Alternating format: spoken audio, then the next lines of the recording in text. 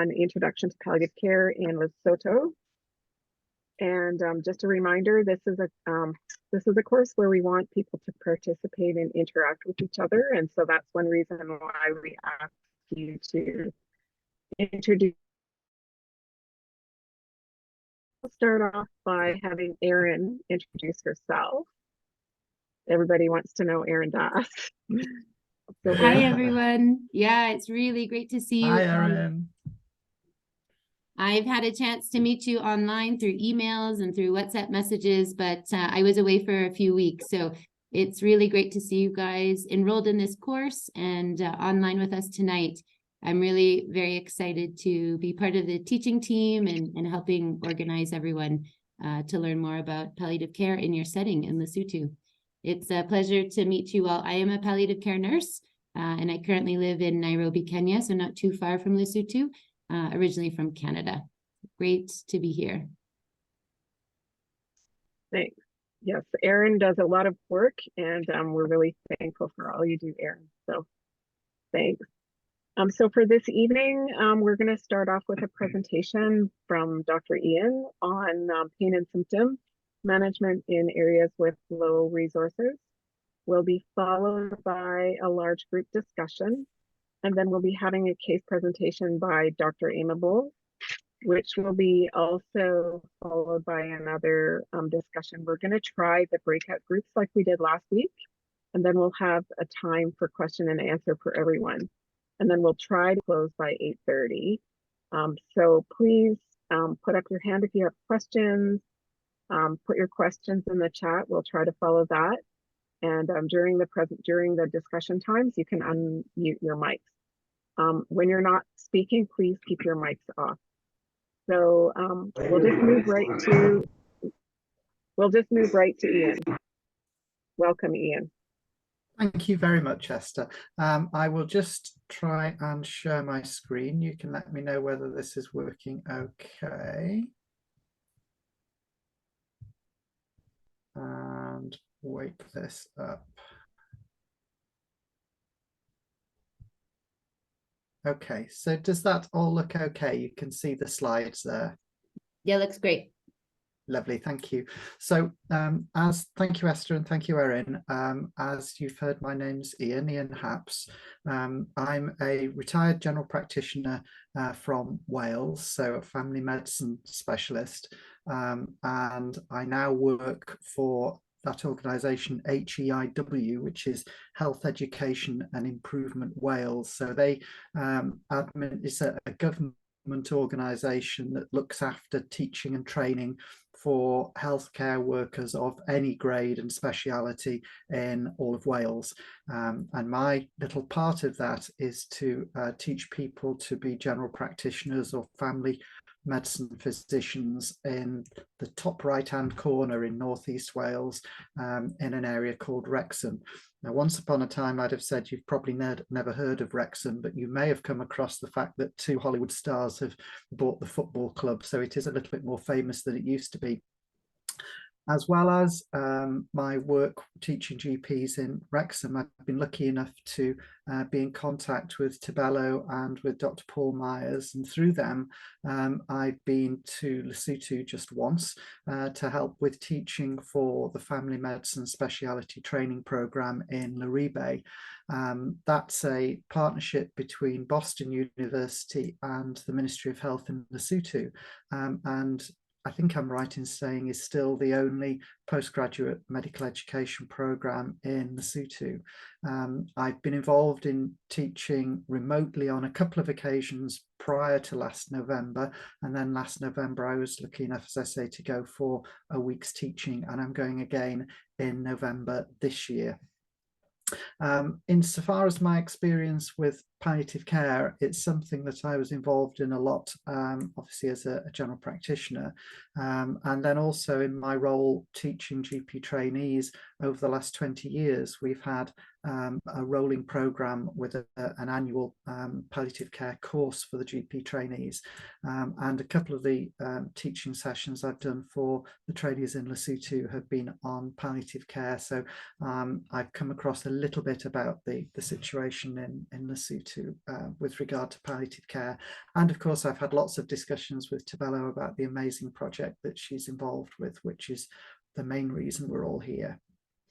So the slides have come from Project ECHO and from PallCHASE and the Two Worlds Cancer collaboration. So thank you very much for most of that background information. I've added a little bit and changed a little bit myself, but most of the content here is from PallCHASE and the Two Worlds Cancer collaboration, and is in association with the African Palliative Care Organization. So learning objectives for tonight: by the end of the session, we should be, or you as participants should be able to explain the basic principles of pain assessment, explain the basic principles of pain management, perhaps have ideas of how you might assess pain using pain assessment tools, and a little bit about using medication to manage pain and non-pharmacological methods that you can use to manage pain.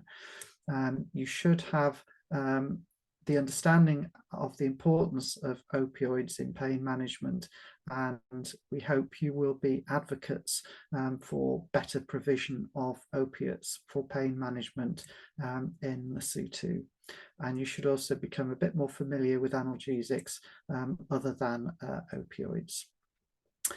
So that's the objectives. I'm going to concentrate mainly, I guess, in what I'm talking about in concepts rather than detail, because the detail of drug dosages and regimes are things that you can look up, but you need to have the concepts of pain management and the importance of opioids in pain management as the core learning objectives for today. So a little bit of an introduction to the concept of pain management in palliative care. We came across this, I think, in the previous meeting. This is the World Health Organization's definition of palliative care, and you'll see the bit that I've highlighted. I'll read the whole thing. Palliative care is an approach that improves the quality of life of patients and their families facing the problems associated with life-threatening illness through the prevention and relief of suffering by means of early identification and impeccable assessment and treatment of pain and other problems, physical, psychological, and spiritual. I wanted to highlight that because I think it's a very important definition when we're talking about palliative care, and I think it's important to recognise that a significant part of that definition involves the management, the assessment and the treatment of pain, and that the WHO choose to use that word impeccable for assessment and treatment of pain, emphasising just how important that is when we're talking about palliative care and other fields of medicine, obviously, too.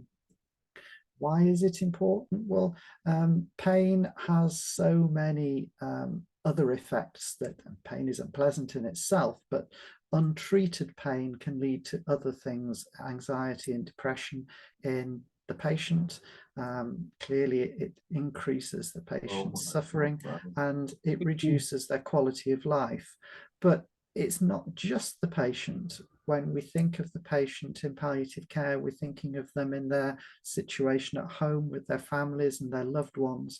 And when loved ones see their family member in severe pain, and particularly in untreated severe pain, that's very distressing. This distress of the family and loved ones also increases distress in the patient, and the whole situation is so much worse. So managing patients' pain is key in care of the patient with a palliative illness.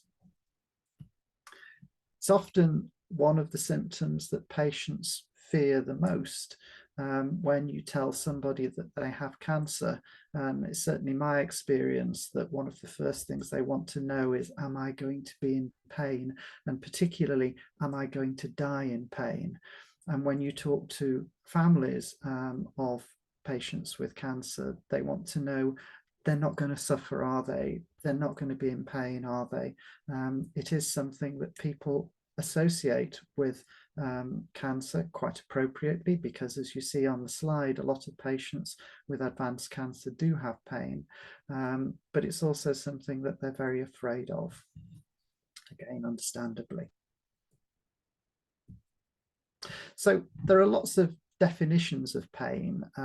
There's the one at the top there from the International Association for the Study of Pain, that pain is an unpleasant sensory and emotional experience associated with actual or potential tissue damage or described in terms of such damage. That's a very clinical, a very scientific description of what pain is. I like Dame Cicely Saunders' description there, that the simplest and probably the best definition of pain is what the patient says hurts.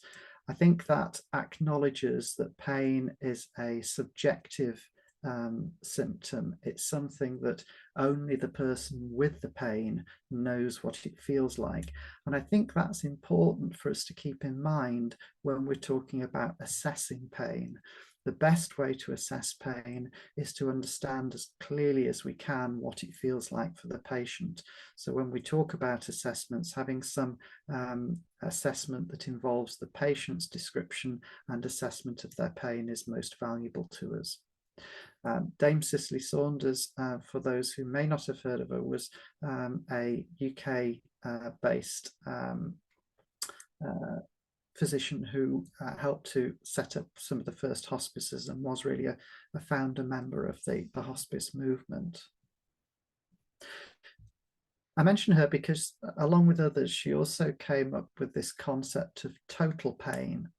The idea that pain is not just that physical sensation of, as in the other description, the tissue damage or the trauma or the physical process that's going on, but the total pain that patients experience is affected by their emotional situation, their social situation, their spiritual situation.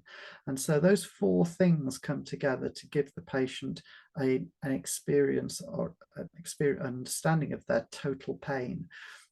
If we're distressed, if we're frightened, physical pain can often feel so much worse. If we're frightened of our social situation, if we are in poverty, if we don't know where the money for the medication to treat the pain is going to come from, that can make the experience of pain so much worse. And if spiritually we feel lost and abandoned, then pain is always going to be much worse. So those four things are really important for us all to remember when we're assessing somebody's pain. And they're also very important for us to remember when we're trying to treat someone's pain. It's not just about the medication that we can give someone, it's about the other things that we can do to help ease that burden of total pain. So what sort of assessments can we do? Well, of course, there's the medical model of taking a history, doing an examination and doing some investigations. But as you've seen from the last slide about total pain, it can be so much more than that. When we think about the history, though, there are 7 things that we think about or should think about when we're asking a patient about their pain. So what does the pain feel like? Patients may describe pain in terms of what they perceive it would be like if they were burning, if they were being stabbed. They might describe it as dull, as sharp.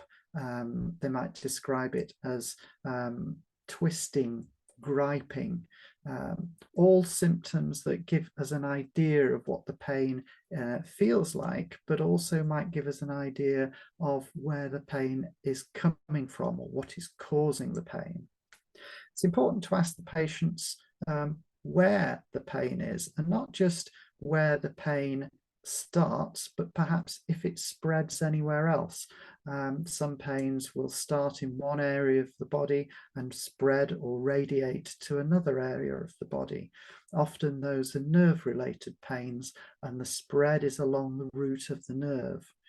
You may be aware that sometimes if you have pain due to a liver problem, that can irritate your diaphragm, and the diaphragm is also, the sensation from the diaphragm is the same as the shoulder tip. So pain from your liver can often be felt in your shoulder tip because the nerve connections are the same. It's helpful to know when patients get pain, because the timing of the pain may give you a clue as to what is causing the pain. It may also affect how you treat the pain. Is the pain worse at night? Is the pain worse when somebody eats? Is the pain worse when somebody weight bears or tries to walk? Similarly, the timing and the duration of the pain is relevant. Is it something that does just come on after eating and lasts for half an hour and then goes away? Is it something that lasts all night and disturbs somebody's sleep? It's always important to ask, have they had or are they taking any treatment at the moment? Because it's possible that some treatments may exacerbate pain, at least in some stages of the treatment. So it's also important to know what medications people are taking before you start to consider prescribing for the pain. You need to know whether the pain is changing over time. Is it getting better? Is it getting worse? Does it come and go? And you also need to know, are there any things that cause the pain, any things that make it worse? I've mentioned about possibly if you find the pain comes on when you're eating or when you're lying, with different positions, with different activities. So what, where, when, the timing, are they on any treatment? How is the pain changing? And are there any things that make the pain better, or indeed make the pain worse, or indeed make the pain better? So different sorts of pain, you may be able to understand a little bit about what's going on because of the nature of the pain in the history and in the examination that you take. So for example, bone pain tends to be very localized, and there's often local tenderness over the bone. So if you have metastases of a cancer to the bone, you may find, if that's in the hip, in the back, it will be tender in that particular area. A somatic pain, so pain affecting skin and surface areas, may be sharp. It may be very localized. A visceral pain affecting organs may be much more poorly localized, a more dull, aching pain. Neuropathic pain is often involved with cancers, whether it's directly or indirectly because perhaps of bone pain damaging the bones and damaging the nerves. Neuropathic pain is often described as shooting or burning. There may be numbness, and as I mentioned earlier, the spread of the pain may follow the root of the nerve. So for example, if there's bone pain and spinal metastases in the lower back, you may get neuropathic pain in the root of the sciatic nerve going down the back of the leg. Colic is something that's often felt in all sorts of malignancies, and patients might describe that as griping or spasmodic. Again, it would probably be poorly localized. Colic may be due to the cancer itself, but it may be due to other things related to the cancer. For example, if the cancer is blocking the outflow to the bladder and the patient's got a distended bladder, they may experience colicky pain. If the patient's taking medication that's making them constipated, they may experience colicky pain. So colicky abdominal pain always think about what other things may be causing it, maybe not directly related to the cancer, and perhaps easier to resolve than some other things. Raised intracranial pressure, so raised pressure inside your head due to perhaps metastases, would give you a headache that's worse when lying. It will be constant, perhaps worse in the morning. Gastric pain, and I mentioned about perhaps pain after eating, will be localized to the upper part of the stomach, may be relieved with milk, perhaps associated with nausea, perhaps coming on after eating. So the nature of the pain can help to give you an idea of what's causing it, and that may then lead you to a better method of treating it.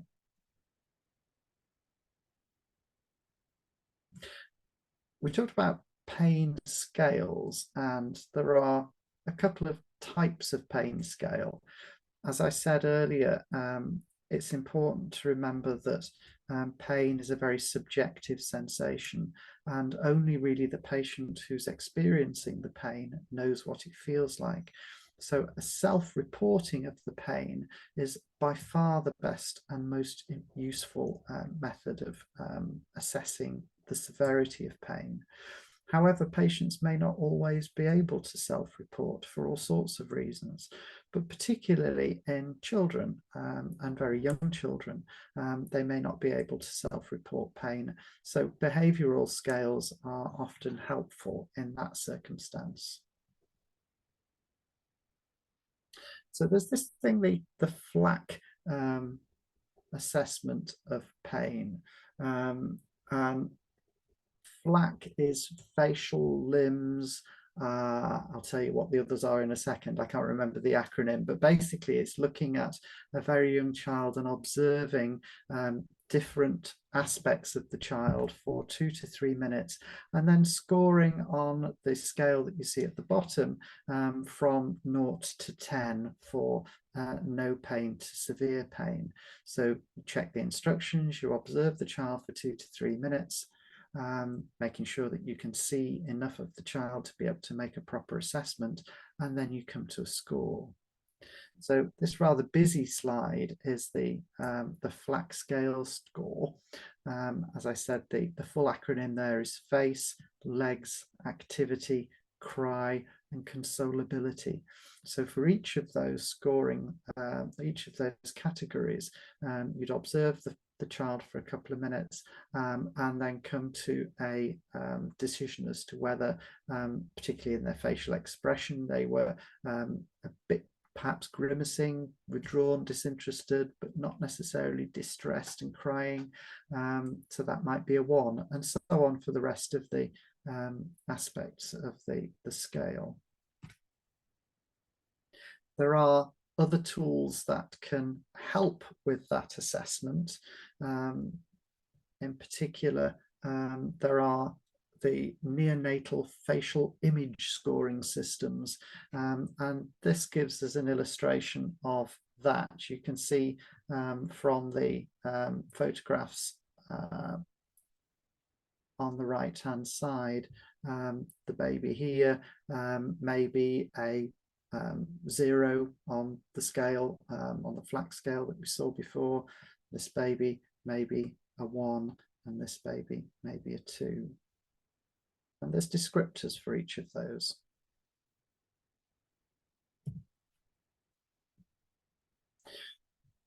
You may find with older children that something like this is helpful. So an assessment which is basically a linear scale as you'd use in adults, but with illustrations to describe the different stages of the linear scale rather than just numbers. So for a child over 4, or perhaps for an adult who had difficulty communicating their verbally their pain score, this might be useful. You may have seen this. Apparently there were earlier versions of this scale which involved smiley faces from a smile to a frown. Those aren't used now because the feeling was that the child could easily get confused between pain and emotion, with the smile clearly being happy and the frown being sad, whereas what we want is a scale of pain. So your instruction to the child, age 4, 5, 6, might be, as described there. These faces show how much something can hurt, and you see this face, oops, laser pointer back. This face shows how shows no pain. The faces show gradually more pain until this one shows very much pain. And you'd ask the child to point to the face that shows how much you hurt right now.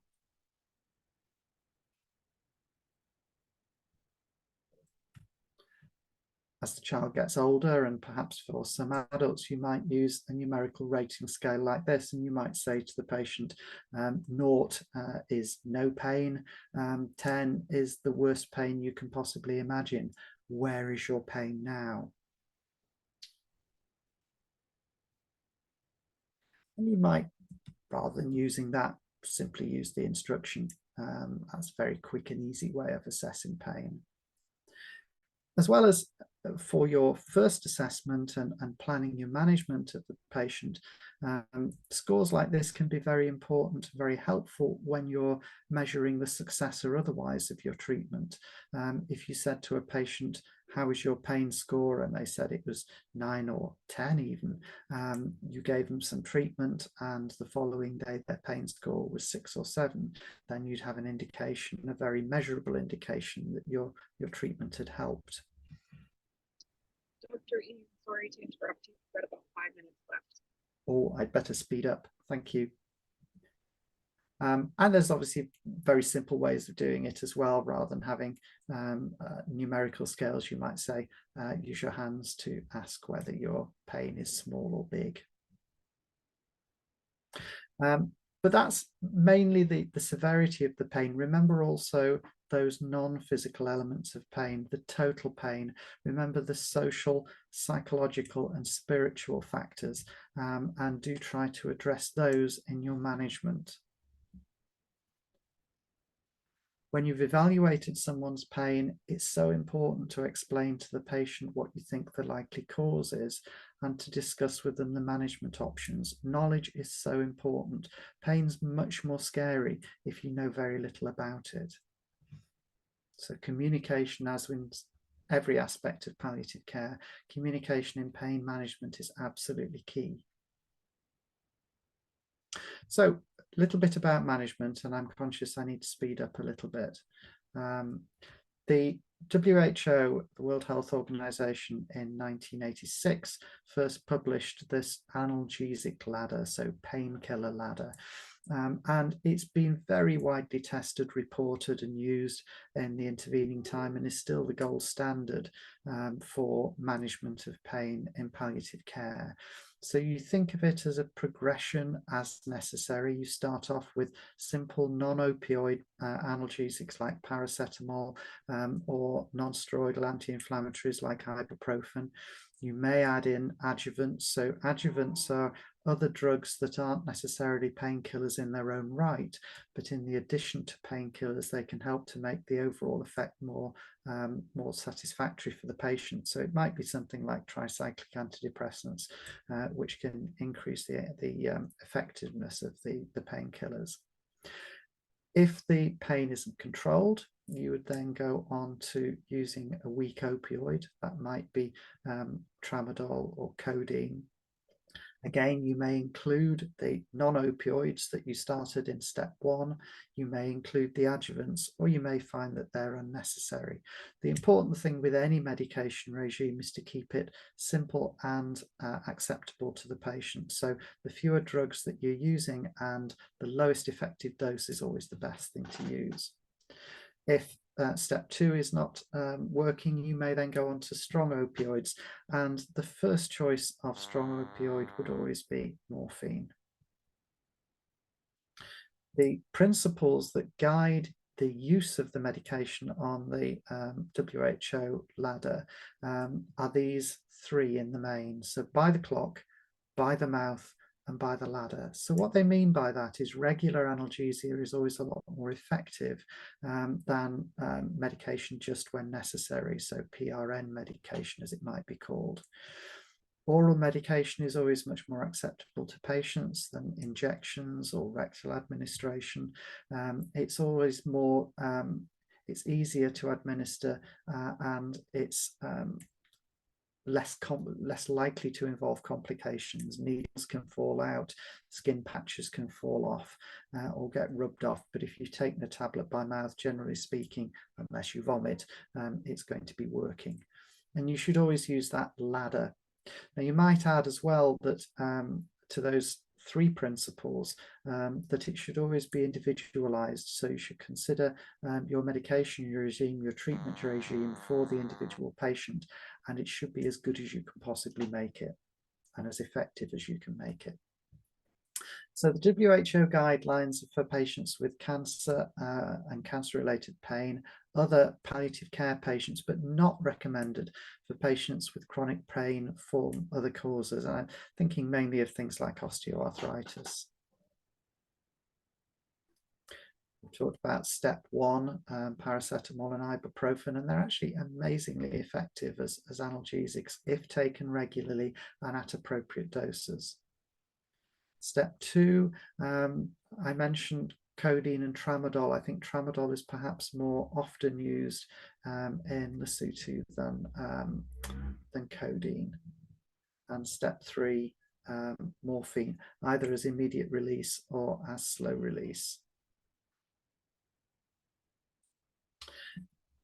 I mentioned about advocating for opioids. I'm aware that they're not that easily available in Lesotho and in lots of countries, but they are absolutely essential for medical purposes, for treating pain. And as it says there, treating pain is a human right. WHO have included opioids in their model list of essential medicines for adults and children, and the International Association of Hospice and Palliative Care, IAHPC, there has a list of essential medications for palliative care, which include opioids.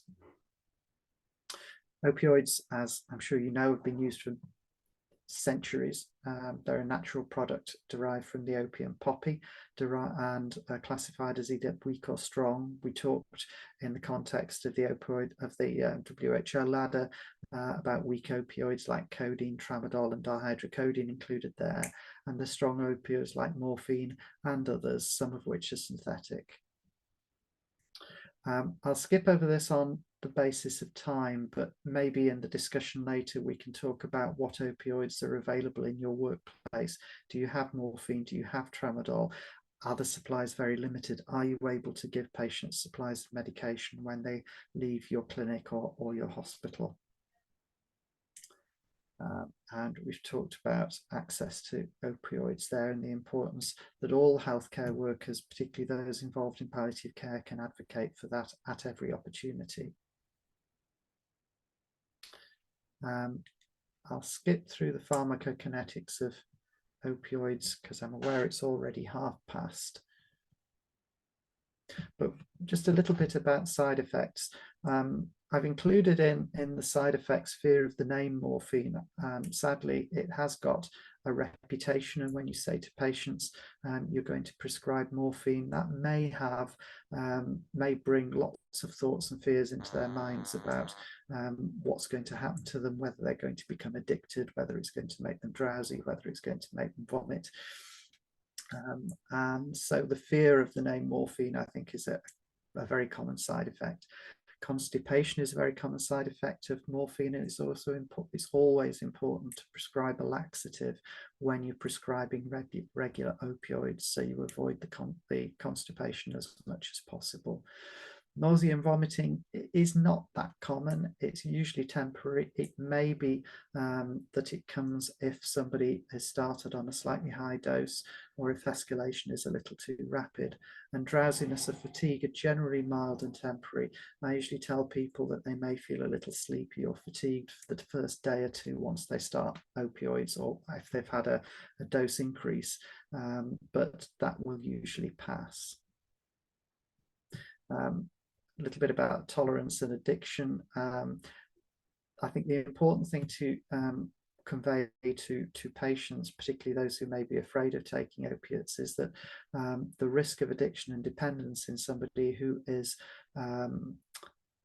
being treated for pain associated with a palliative illness, with cancer or non-cancer care, is very, very low. If the opioid is needed to treat pain, you are extremely unlikely to become addicted or dependent on it. Toxicity, if you are take too much, if the dose is too high, you may see some effects, and respiratory depression is one of those. It's rare, it only happens with inappropriately very high doses, and I would just caution you, if you are treating people with morphine and you're concerned that they may have a little bit too much, just reduce the dose or stop the treatment for a little while to let the plasma level go down. It may be that you need to consider reversing the effects of the opioid if you have the ability with drugs like naloxone, but in palliative care that can be very risky, because the reversal of the effects of the opioid may bring extremely severe pain back to the patient. So that's something to use very, very cautiously and rarely. There's a little bit there about dosages, and this presentation can be shared with you afterwards for that. You need to think about elderly patients who may be prone to falls, who may be drowsy, who may be prone to constipation anyway. So that's always a consideration when you're using morphine. Morphine is metabolized in the liver and excreted through the kidneys, so renal and hepatic impairment are both important when you're prescribing morphine. And obviously you need to be careful about pregnancy and lactation, and also patients taking other sedatives like benzodiazepines.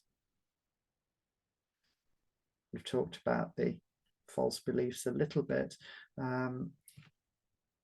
As you see there, withholding morphine for the last days of life is not appropriate. It should be used when necessary for severe pain.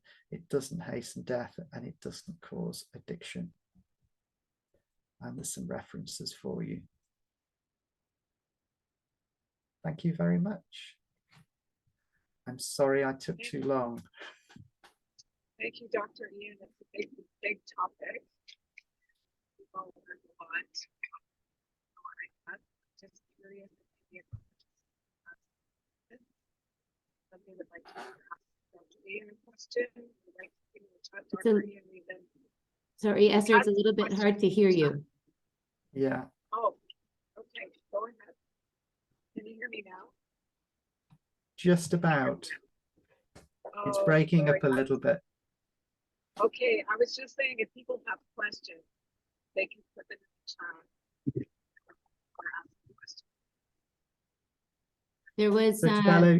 There was one question, Dr. Ian, related to people that are nonverbal. So there was the one assessment tool, the FLAC, where you could observe people's. Yeah. What do we do in situations where it's not an infant, potentially a patient with dementia? Are there specific other tools that need to be used, or there are other tools that you can use for dementia, yes, to help. Okay. And obviously you can use the tools, the observational tools like FLAC as well. Great. I think the important thing in somebody with dementia is to be alert and aware that they're going to find it difficult to communicate their pain and to look for other things. It may present in different ways. It may be irritability, altered behavior, rather than overt expressions of pain. And it may be very difficult to localize where that pain is coming from. Yeah, I think especially with questions like this, if there is a particular patient that you're thinking of, you can try a pain assessment and even kind of talk about it with a colleague and see what their thoughts are. It's difficult because then it's not self-reported, and we know from your presentation and all that we know about pain is the gold standard is what the patient says it is. And when they can't do that, it's really hard, but it's very, very important, like you were saying. Yeah. Esther, do you want to try again and see if your sound is better now? No. I think you can just help her. Yeah. Okay. All right. No problem. Does anyone have any more questions? We have time for a large group discussion now before we head into our case. So if you have any particular questions about pain or medication, we would love for you to raise your hand. You can do that on Zoom under the reaction, or you can unmute or put your question in the chat. One of the slides I didn't dwell on was the one asking about availability of opiates in your practice Oh, yes. in different areas of Lesotho. Is anybody able to share with the group what their personal experience is of the availability of opiates in Lesotho?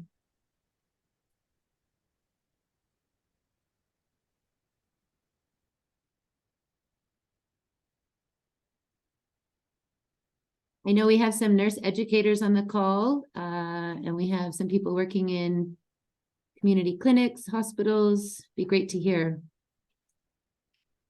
what you have access to.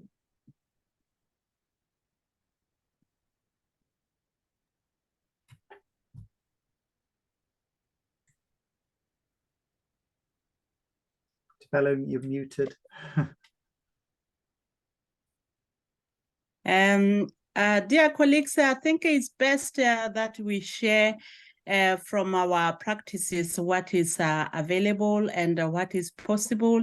Even the challenges, it would be nice to hear, because the idea behind the training as well, it's not just for the knowledge to be shared. It is also to identify where the issues are, if there could be any added work that can be done post the training, or even as we continue with the training, where we can try and bridge the care gap, because it has been very much identified that there are some issues, and hence why we have come up with this training with our partners. So let's just be free to share.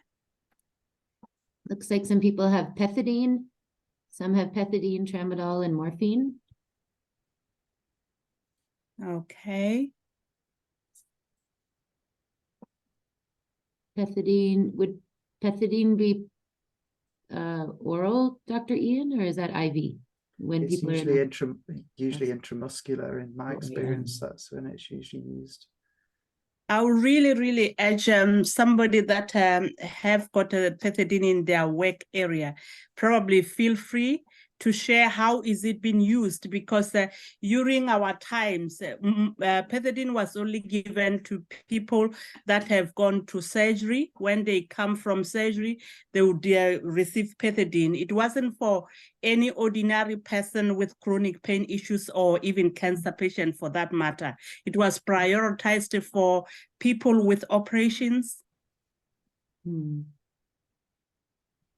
Yeah, certainly in my experience, it was normally used for acute pain, particularly things like renal colic and that kind of thing in a hospital setting rather than for palliative care. Like one group has paracetamol, ibuprofen, diclofenac, tramadol. So few options. Okay. Not so much morphine. What are people's feelings about morphine? Is it something that you feel comfortable to use? Is it something that you have experience of using? Or is it something that does feel a little bit scary to be prescribing morphine to people? Mojaki has shared that, and I'm happy to just read from the chat as people are putting their information in, said that they use maybe the pethidine for post-op or severe pain. Okay. In the oncology clinic, they have tramadol, morphine, and syrup. Morphine tablet. So there's morphine tablets, slow release morphine tablets.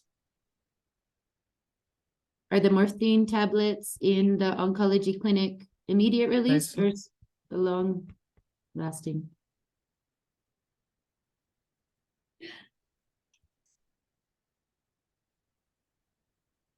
And what are supplies like? Is it, and if you see somebody in the oncology clinic and you give them a prescription to take home, will that normally last a few days or a few weeks? Someone has just shared they're not scared to give or administer morphine. The problem is that it's not available. Yeah. That's the point. Yeah.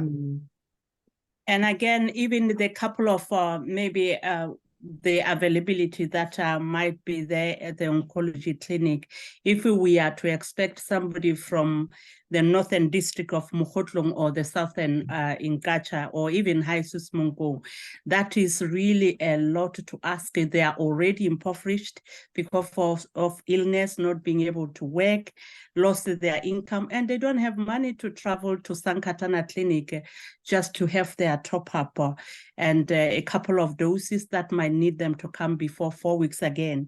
So I think we appreciate what is available, but again, it has to be more accessible for anybody that needs it. And hence why I think the general sense of policy review, making the national quota be reviewed and increased so that we have got, stringent policies that to ensure safety from the point of ordering, storage until prescription is issued to the patient, just to ensure that even the district hospitals have got adequate access for the patients within their areas to access strong painkillers when they need it, Yeah. Looks like one more person said they do have pethidine. They mostly use it for post-CS, so post in surgery after Cesarean section, cesarean. Yeah, and then, but they only have 4 doses, so very limited. But thank you Very for limited. sharing. Yeah, Yeah. thank you for sharing, everyone. Sometimes it's not easy to share what the reality is. But thank you. Thanks for sharing that. Honestly, Yeah. we appreciate.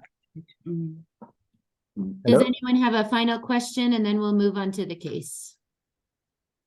I was having an idea regarding tramadol. I've seen that some are having tramadol, Yeah. and actually, the literature says that like it works like the dosage. If we are having like 100 milligram of tramadol, can replace 20 milligram of morphine. So I think it can be used for post-CS and other severe pain that may require morphine, even though it may not be there. I think it can help a little bit. Yeah, I think in But settings, I guess Dr. Ian can Yeah. also speak to this, but I think in settings where we have access to tramadol, we do try to use it, especially if we don't have access to other medications. But generally in palliative care, we're not necessarily talking about pain management after cesarean section. We're talking about severe pain related to, sorry? Yeah, you're right. You're very right. I've said process because I've seen it in the charts. Yeah, But Yeah. we can use in severe pain. But also we need to recall the side effects, mainly for those children who may be having cancer and other life-limiting illnesses. We have to take care of using tramadol because you know well that it may cause other severe side effects, mainly like seizures and so on. Yeah.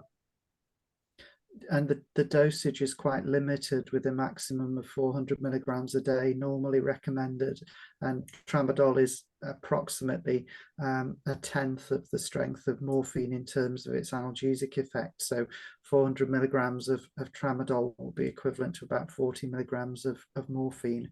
So the maximum dose of tramadol is helpful, but not for severe pain.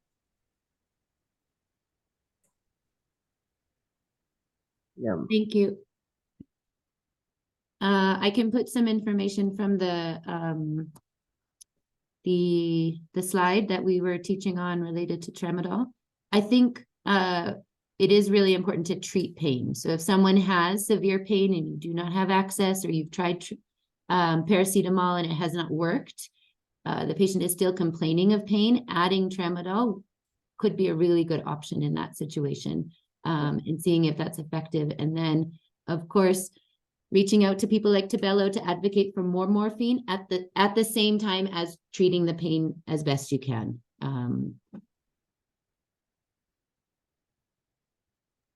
I have seen a couple of people from our headquarters in the group, and it is really wonderful to see them because at least they can see what the observation is there on the ground, and we appreciate each and everyone that has been able to share, because sometimes it can be challenging to do so, but also to acknowledge the fact that the American Pain Society has got this Treat the Pain program, which some of the countries in the SADC region have been able to get such support through training, and definitely to get the adequate morphine, whether it's in the modified release or liquid supply. So I think as a nation in Lesotho, we are eligible to apply so that we can be considered in the next batch of the countries that they can support, just for us all to be able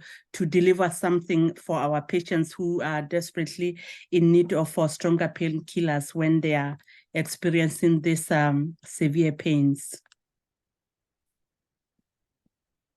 Well, thank you so much, Dr. Ian, for highlighting the importance of pain assessment and pain management. I think you set the stage in this third week of our program, and we'll now shift over to our case. So I wanted to introduce Dr. Aimable. He is one of our faculty members currently working with Partners in Health in Rwanda, and he will be teaching us through a case discussion related to a patient who had severe pain. Dr. Aimable, did you need me to share my screen?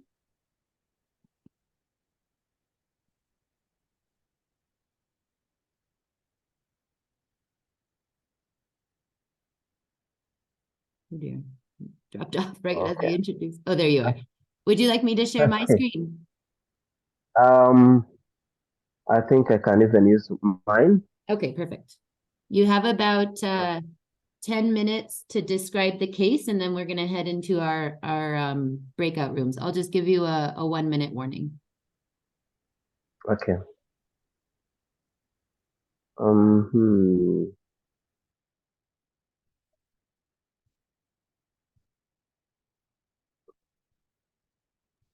Great, it looks good. Okay. Do you see it? Yeah, perfect. Okay, good. So thank you very much for the space. Dr. Aimable, as you come to say, I'm working for Partners in Health, or locally known as Ndayishimiye. We are dealing mainly with having many different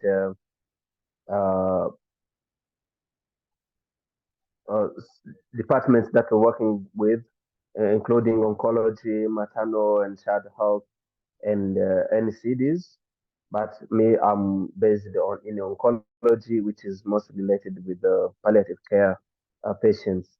So I'm going to present a case.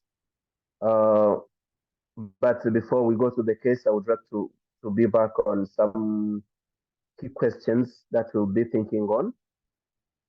First, as Dr. Ian came to teach us, we need to reflect back on how to select an appropriate pain medication, and of course, do an appropriate pain management plan, considering the concept of total pain as he mentioned before. The second, we should then ask ourselves, what is the starting dose of morphine, and how can we titrate it as the main medication that is being used so far and that is efficient. Of course, as other medications, we have also to think on side effects of morphine. How can we prevent them or manage them before even they came? So the case we have now is a 35 years old man who is hospitalized with phalangetic head and neck cancer. Now not having any treatment, and who presented with very advanced stage disease. The main issues he is showing up is severe pain, which is even preventing sleep. Actually, if we can go back to the severity of pain, we can now know where we can be putting the score.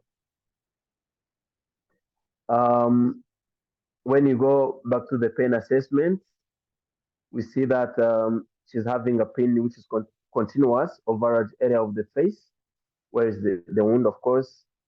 And we have seen that she's in severe pain. And here we've been given 9 out of 10, which is worse at night and mainly at the time of dressing. For the relief, morphine which is immediately 10 milligram oral PRN is giving some relief, but is given mainly prior to dressing. Since as we've seen that it's where the pain becomes very severe. And after this morphine, he gets 7 out of 10. Other symptoms, he has reduced appetite, raw mood, poor sleep, marauder from the wound, bleeding from dressing changes, and itching at the wound site. And from these symptoms, we can try to assess that apart from the pain management being treated with morphine, what else can we or should we be dealing with apart from physical pain that we're treating with pain? It's the area where we can assess and say, okay, we need psychological pain management, we need physical, we need social, and even spiritual. Regarding the social and spiritual, she's married with 5 children, and he's a father, but he's staying for a long time in the hospital, and by faith, he's a Muslim. So we go back then on pain management. You have seen that regarding the severity, when he take this immediate release morphine before dressing, is having 7. Then we can ask ourselves, is this medication enough? Is this dosage enough? So then if it's not enough, then how can we manage this pain? Which medication can we use and at which dose? I think we can answer in the chat. How do we think you can be managing that pain or there's issues apart from the pain itself?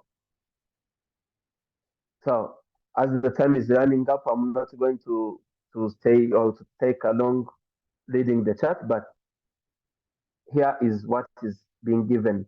So for pain management, morphine immediately 10 milligram every 4 hours is what we've been suggested first, and then give as needed, and even 1 hour before dressing change once daily. Another thing to give is bisacodyl 5 milligram twice a day, and even prasilactirose or Diffarac. It depends on which medication you have. 15 milligram meals twice a day. These ones are to treat constipation, as we've seen that it's the main side effects of morphine. By giving this, we get that the pain is reduced to 6 out of 10, and get sleep improved. But still, we are in the range of severe pain. It means that we have not yet controlled the pain. We go on then to see what can we do to manage this pain. Because even though we have added this regular morphine, but can see that there is still an issue. You can keep writing in the chat to see what can we do next. So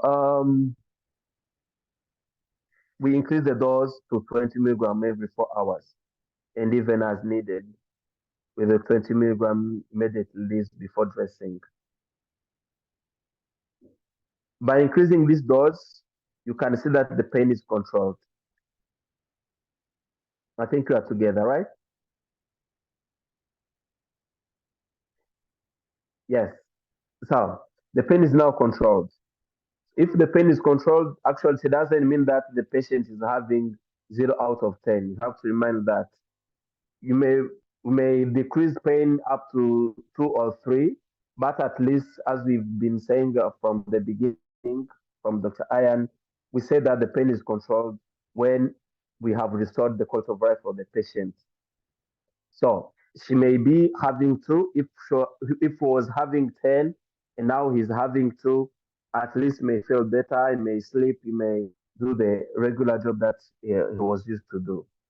So after having the pain control, then we calculate and see if the patient was having morphine immediate release of 20 milligram every 4 hours. It means that he's taking around 120 milligram per day. Yes. Then it means that we can change morphine from immediate release to sustained release, having 60 milligram twice a day. It means it will be equal to the 120 that was used to taking immediate release. And remember that when the pain is breaking through, if I can call that way, we don't give sustained release because we need the medication to be acting immediately. That's why we have to keep morphine 20 milligram immediate release as needed, and then 20 milligram immediate release at dressing change so that it may have an effect immediately.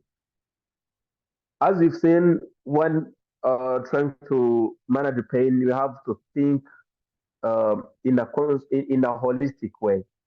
That's why we will look on other aspects apart from there's issues that have been mentioned before, but always have to keep thinking on the other aspects of pain management, including physical, not only physical, but also psychosocial or psychological and social and even spiritual aspects.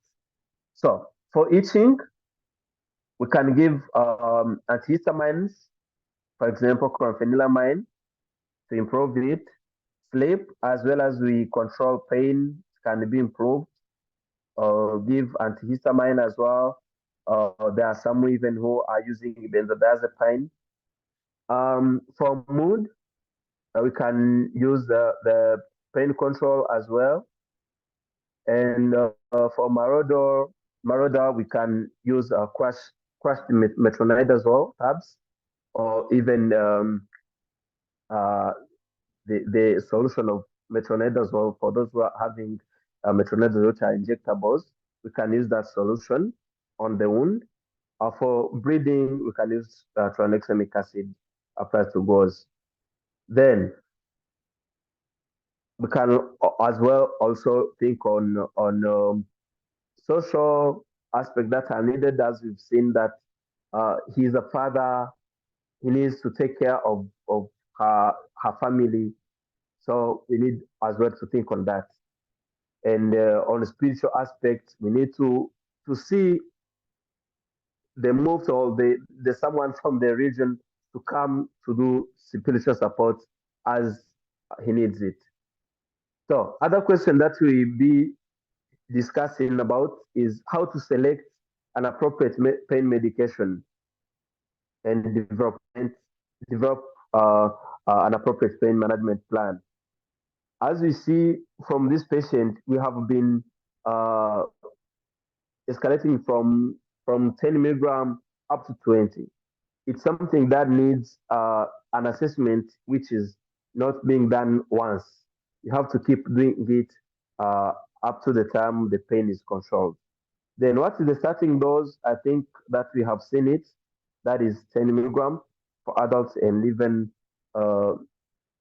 we titrated according to the way pain is being controlled. About side effects, we have seen that for morphine, the best way is the first one is constipation, and you have to prescribe bisacodyl and laxerose to prevent that that constipation may come. So I've tried to be quick. For any question or any comments and inputs, you're welcome. Thank you. Thank you, Dr. Aimable. That was really great. I know during the case, we focused a lot on how to treat this patient who has severe pain with morphine.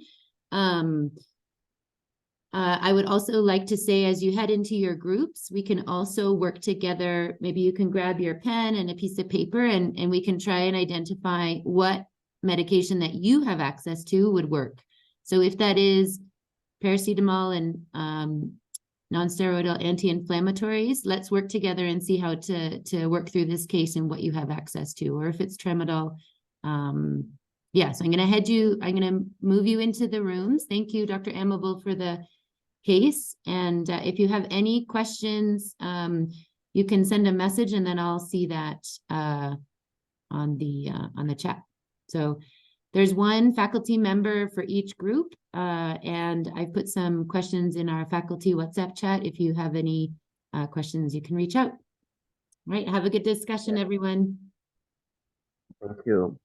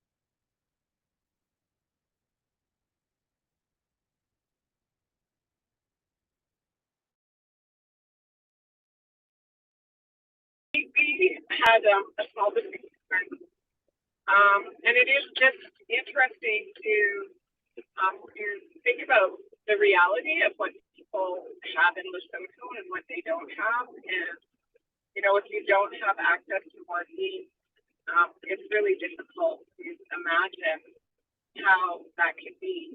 I think that what we can all take away as well from Dr. Ian's teaching is how pain is individual. So it isn't like a one size fits all. There isn't like one prescription for everybody because people are all individuals. So even if we don't have morphine, we can use what we have and find out what's important to that person.